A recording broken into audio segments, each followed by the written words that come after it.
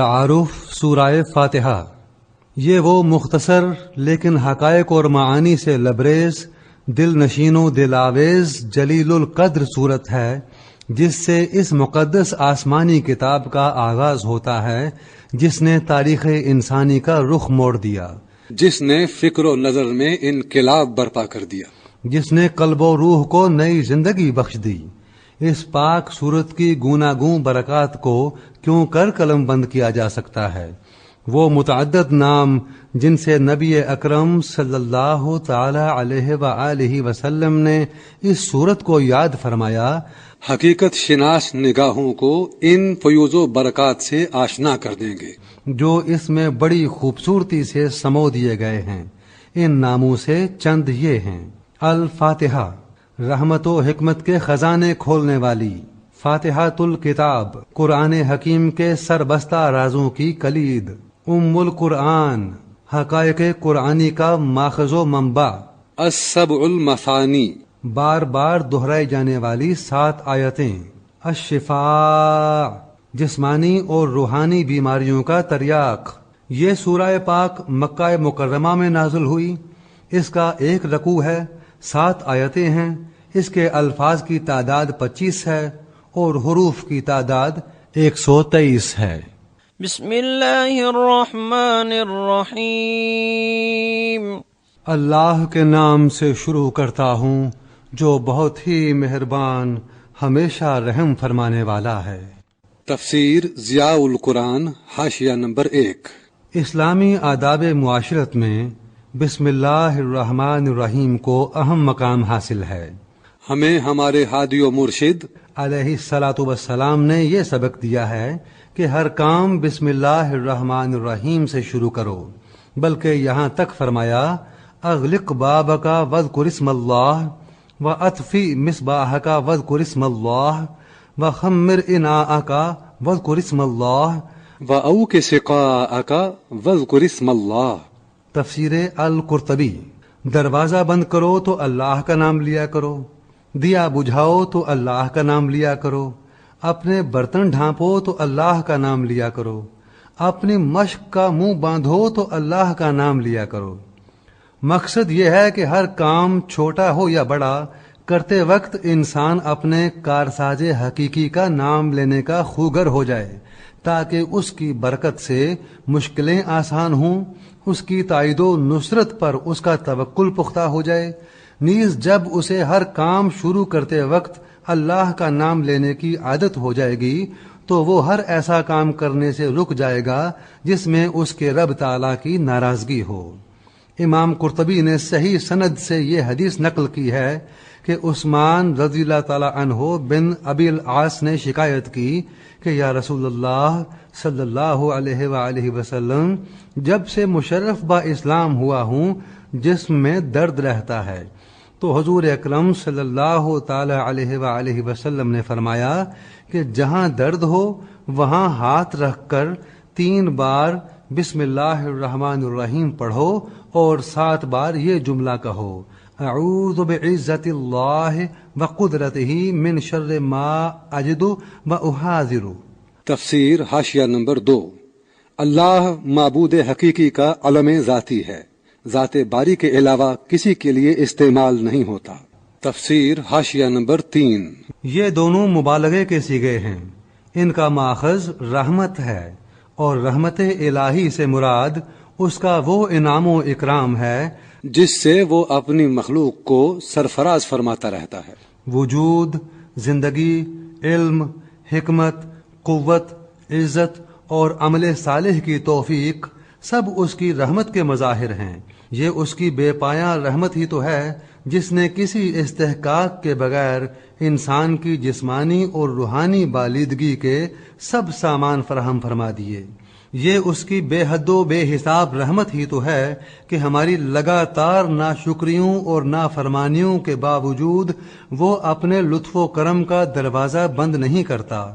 کبھی آپ نے غور فرمایا کہ قرآن اللہ تعالیٰ کی جس صفت کا سب سے پہلے ذکر کرتا ہے وہ صفت قہاریت و جباریت نہیں بلکہ صفت رحمانیت و رحیمیت ہے۔ یہ اس لیے کہ بندہ کا جو تعلق اللہ تعالی سے ہے اس کا دار و مدار خوف و ہراس اور روب و دبدبا پر نہ ہو بلکہ رحمت و محبت پر ہو، کیونکہ یہی وہ اکسیر ہے جس سے انسان کی خفتہ صلاحیتیں بیدار ہوتی ہیں اور پنہاں توانائیاں آشکار، اور یہی معراج انسانیت ہے کہ انسان اپنے آپ کو عیاں دیکھ لے۔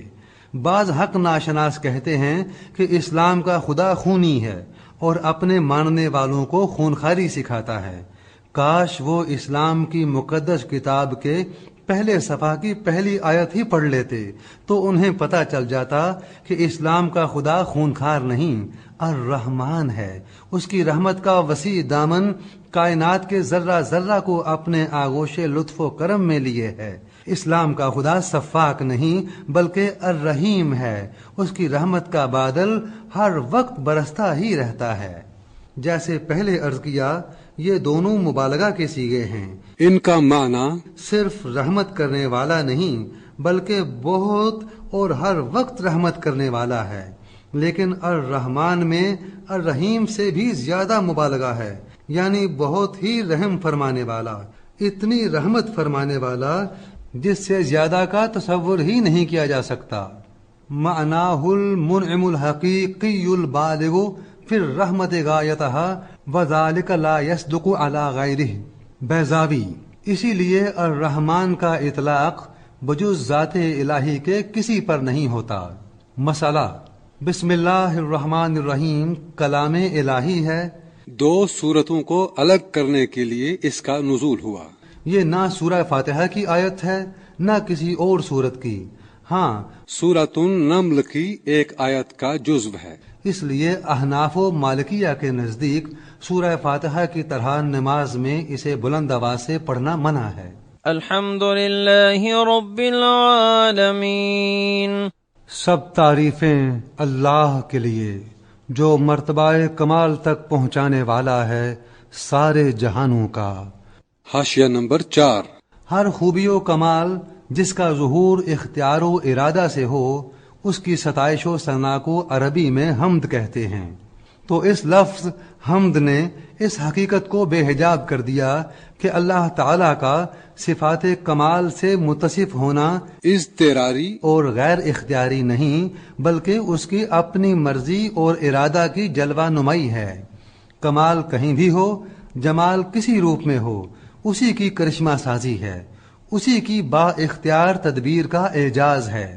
تو ستائش و تعریف کسی کی بھی کی جائے حقیقت میں اسی ذات بے ہمتا کی ہے جس کی قدرت و اختیار سے اس عالم رنگ و بو کی ساری رنگینیاں اور رانائیاں روپذیر ہیں۔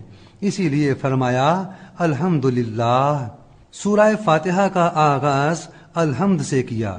اس سے اس امر کی طرف بھی اشارہ ہے کہ سالک جب راہ طلب میں قدم رکھے تو پہلے اپنے رب کی حمد کرے جس نے اس راہ پر گامزن ہونے کی اسے توفیق بخشی، جس نے منزل مقصود کی لگن اس کے دل میں پیدا کی، کیونکہ میری طلب بھی انہی کے کرم کا صدقہ ہے، میری طلب بھی انہی کے کرم کا صدقہ ہے، قدم یہ اٹھتے نہیں ہیں اٹھائے جاتے ہیں۔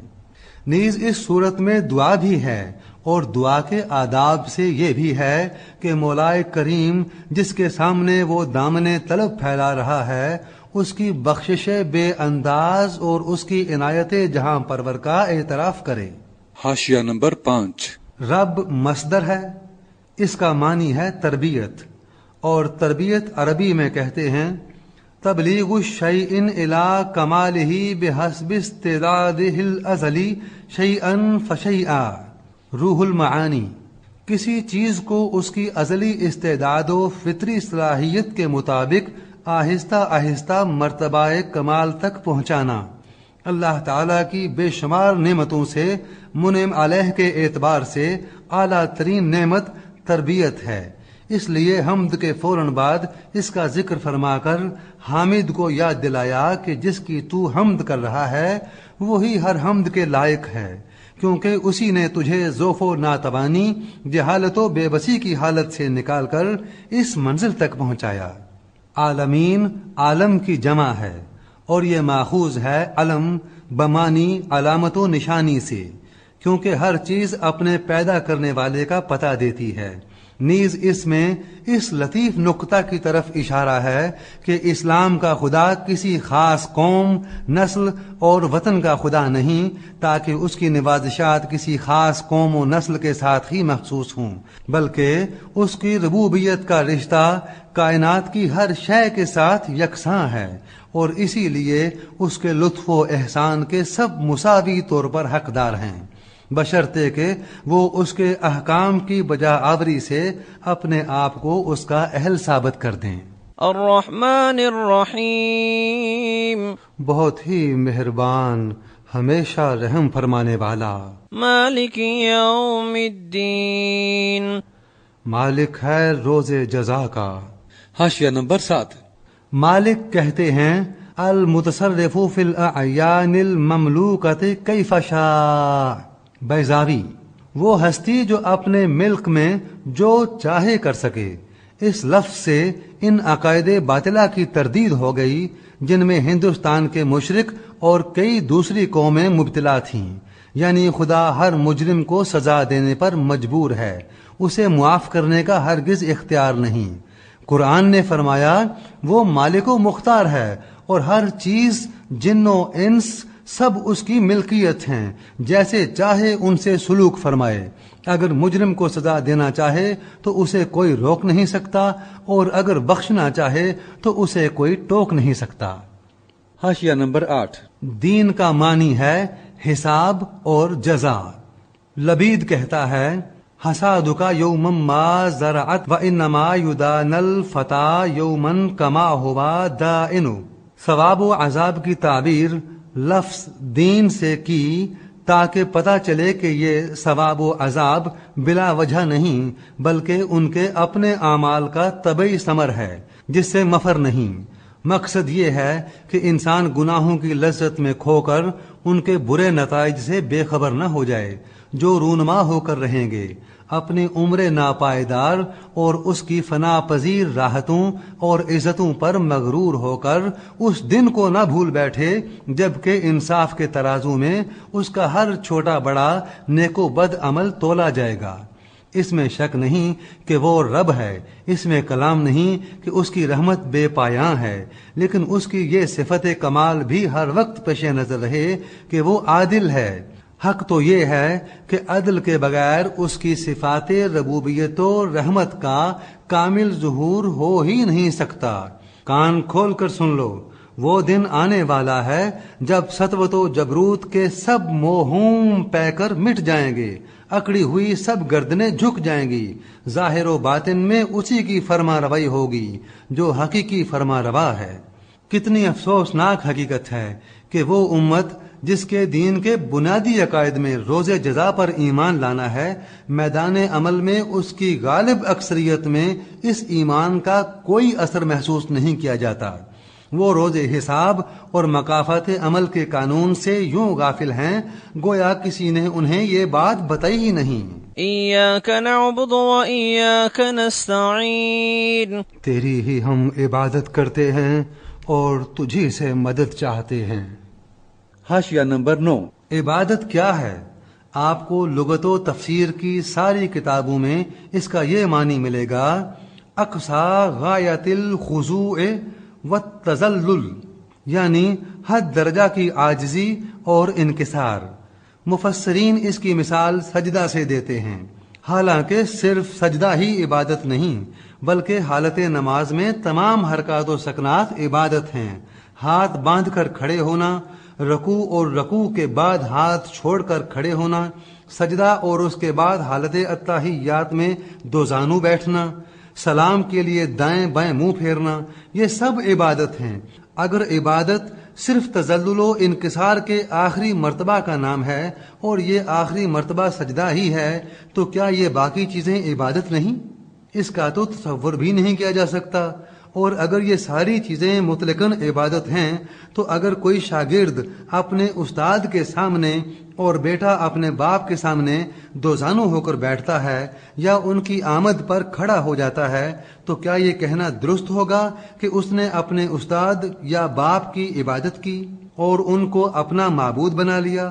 حاشا و کلّہ. پھر وہ کون سی چیز ہے جو ان حرکات و سکنات کو اگر یہ نماز میں ہوں تو عبادت بنا دیتی ہے، اور یوں کھڑے ہونے کو ہاتھ باندھے یا کھولے ہوئے، اور اس طرح بیٹھنے کو اور دائیں بائیں منہ پھیرنے کو تذلل و انکسار کے آخری مرتبہ پر پہنچا دیتی ہے.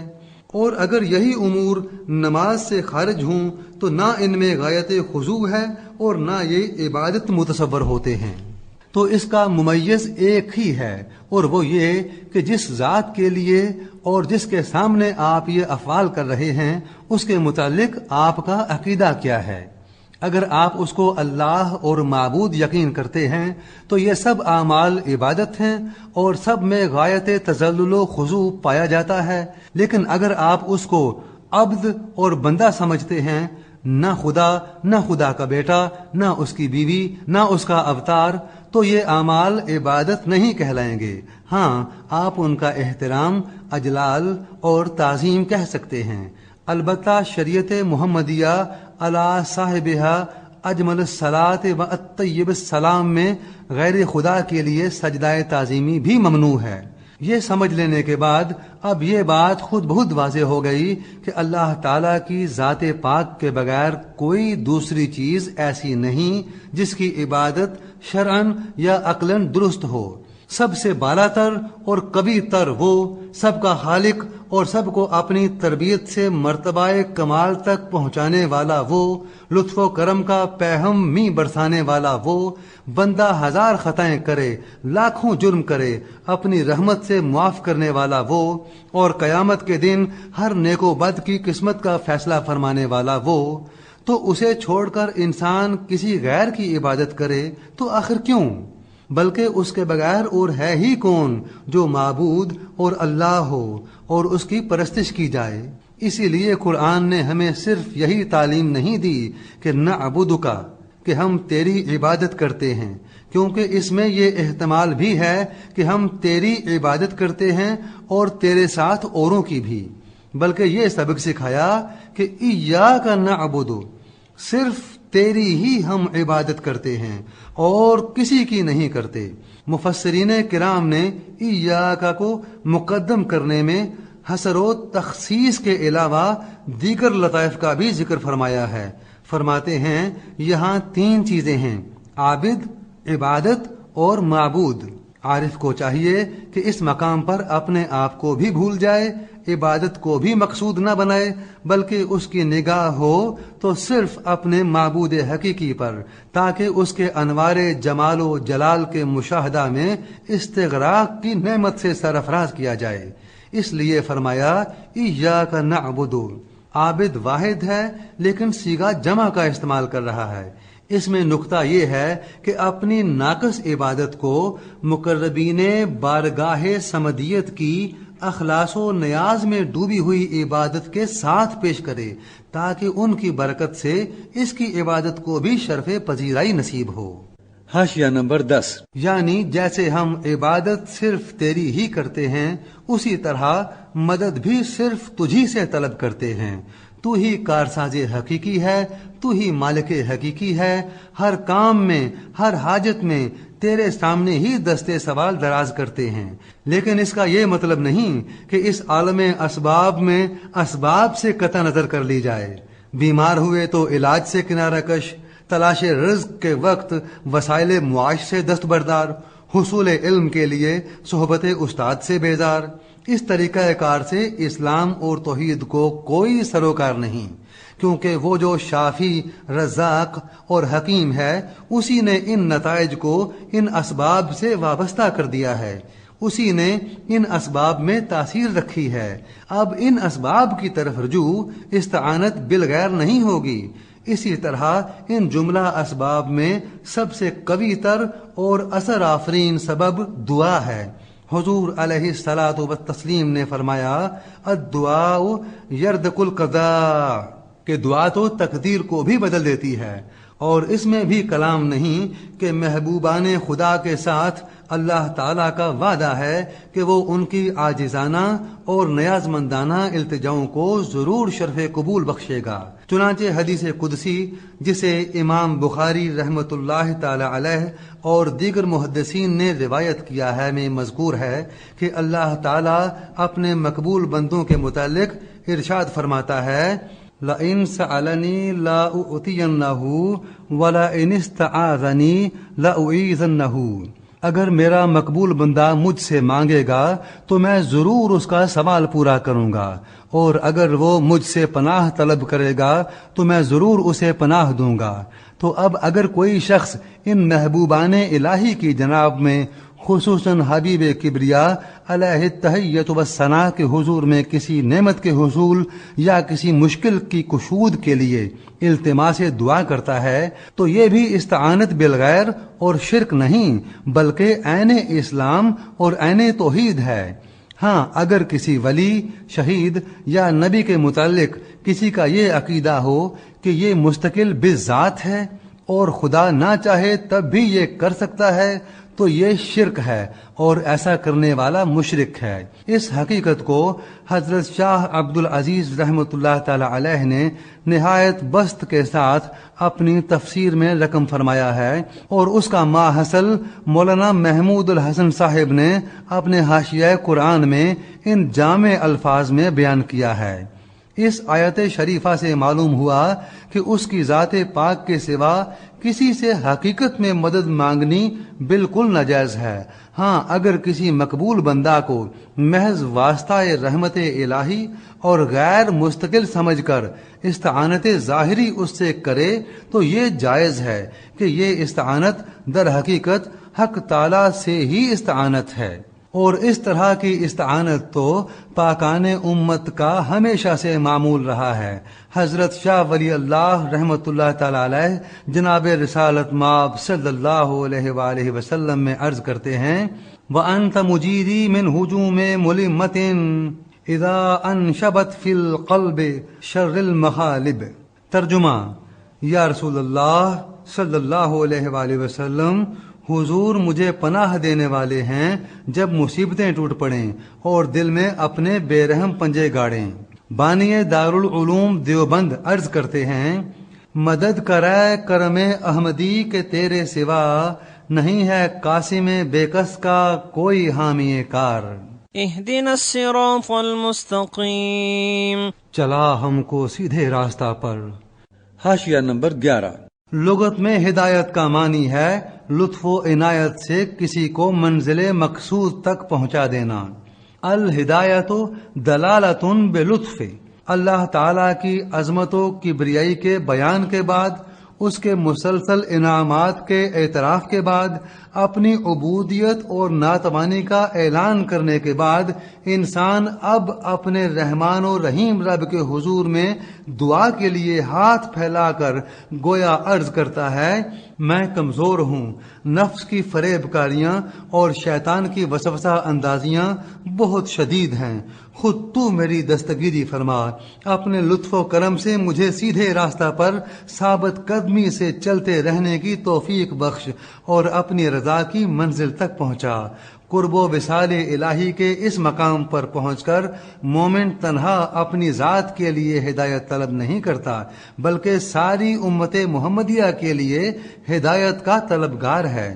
کہتا ہے اہدنا، ہم سب کو ہدایت دے، کیونکہ اگر ہدایت اسلام چند افراد تک محدود رہے گی تو اس کی عالمگیر برکات و فیوز کا اظہار کیوں کر ہوگا؟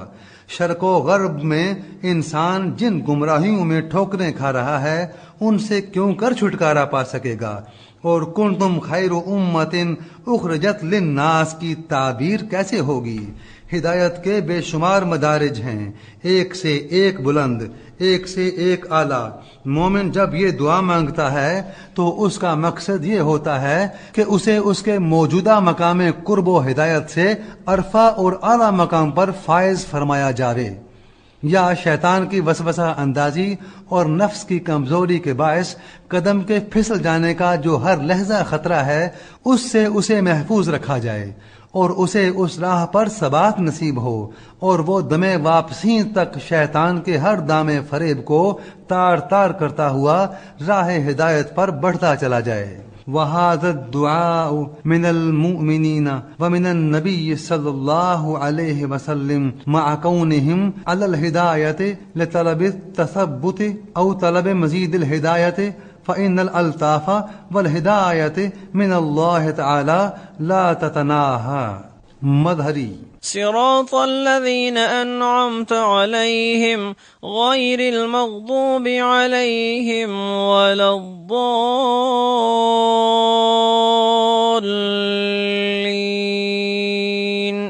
راستہ ان کا جن پر تو نے انعام فرمایا، نہ ان کا جن پر غضب ہوا، اور نہ گمراہوں کا۔ حاشیہ نمبر 12۔ ان الفاظ سے راہ حق کی ایسی نشاندہی فرما دی تاکہ تعصب اور ضد سے بلند ہو کر جو اس کا متلاشی ہو وہ اسے پہچان سکے۔ فرمایا جن لوگوں پر میں نے انعام و اکرام فرمایا ہے، جس راستہ پر وہ چل رہے ہیں وہی سیدھا راستہ ہے، اور ان لوگوں کے متعلق بھی تصریح فرما دی من النبیین والصدیقین والشہداء والصالحین، کہ میرا انعام نبیوں، صدیقوں، شہیدوں اور نیک بندوں پر ہے۔ اب خود سوچ لو کہ کس راہ پر ان نفوس قدسیہ کے نقوش پا ہیں۔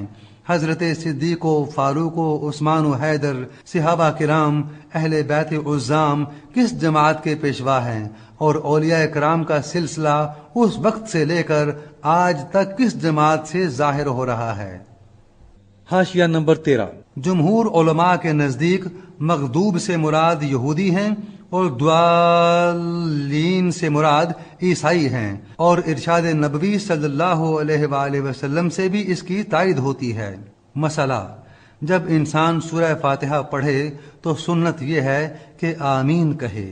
اس کا معنی ہے استجب، یعنی آخر میں پھر التماس کرے کہ اے مولا کریم، جو دعا میں نے کی ہے اسے قبول فرما۔